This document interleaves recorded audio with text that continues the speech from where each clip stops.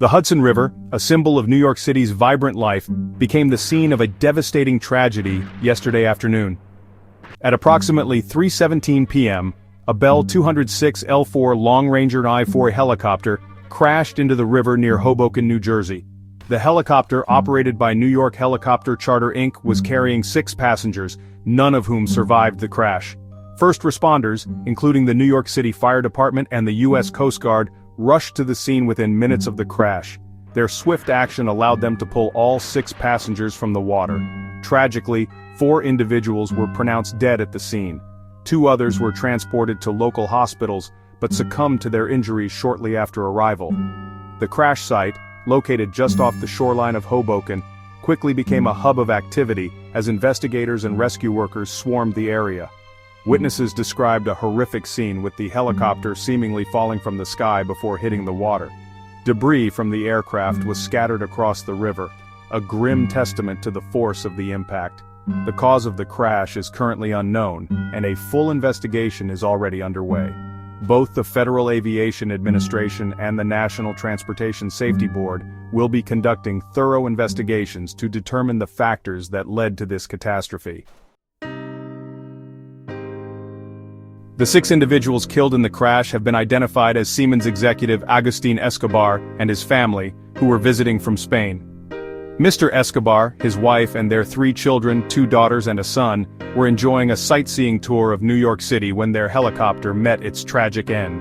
Agustin Escobar, a rising star in Siemens' energy division, was visiting New York for a business trip. His family had joined him to experience the city and all it had to offer. The children, whose ages ranged from 8 to 15, were undoubtedly excited to see the iconic landmarks of New York from a unique perspective. News of the family's tragic demise sent shockwaves through both the Siemens community and Mr. Escobar's hometown in Spain.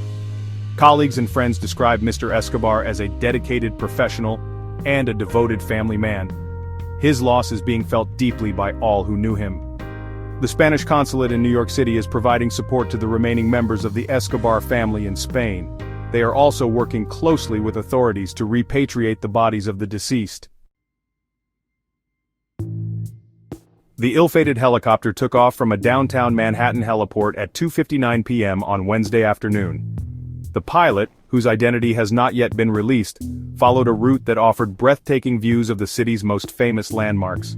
After takeoff, the helicopter headed south, circling around the Statue of Liberty, providing the passengers with a unique perspective of the iconic landmark.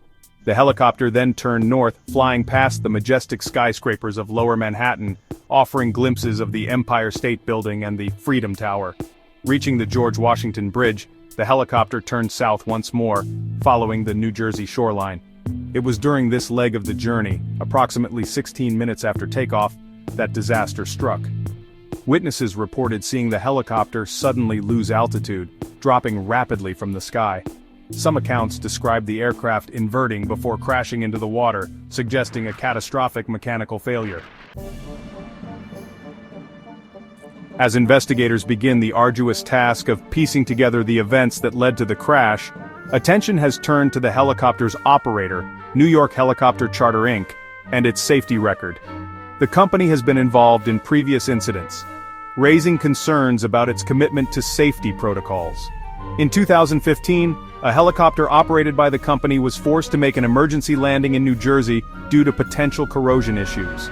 3 years earlier, in 2013, another helicopter from the company experienced engine failure, leading to an emergency landing in the water near Manhattan. The FAA is currently reviewing the maintenance records of the crashed helicopter as well as New York Helicopter Charter Inc.'s compliance with all safety regulations and directives. Of particular interest are 2 recent FAA directives related to the Bell 206L4 model, a May 2023 directive requiring testing or replacement of tail rotor drive shafts, and a December 2022 directive mandating inspection, and potential replacement of main rotor blades due to delamination risks.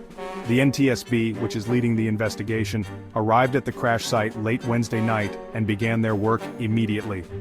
Their investigation will focus on recovering the helicopter's flight data recorder and cockpit voice recorder, known as black boxes. These devices, if recovered intact, could provide crucial information about the helicopter's systems and the pilot's actions in the moments leading up to the crash.